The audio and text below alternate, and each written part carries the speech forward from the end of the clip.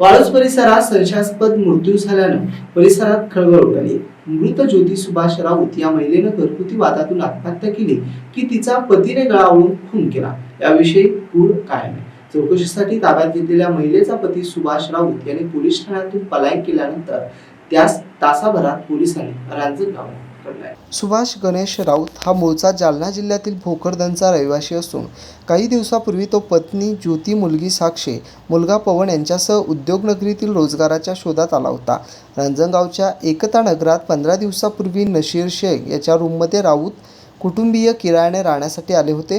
गुरुवारी सकाळी 7 वाजेच्या सुमारास अशिया सय्यद या दूध देण्यासाठी राऊत यांच्या घरी गेला। दरवाजा ठोठावून आतून कुठलाही प्रतिसाद येत नसल्यानं त्यांनी दरवाजा लोटला असता पलंगावर ज्योती राऊत निश्चित आशियात पडलेल्या दिसून आल्या। यांनी आरडाओरड केला असता घरमालक नशीर शेख आणि शेजाऱ्यांनी तिकडे धाव घेतली। ज्योती बेशुद्ध अवस्थेत होत्या। पोलीस पथकाने घटनास्थळी पाहणी केली असता त्यांना घरातील साहित्य अस्तव्यस्त पडलेलं दिसलं। तसेच ज्योती यांच्या गळ्याजवळ जखमा होत्या। घटनास्थळी पिकोफॉलची पट्टी आढळली।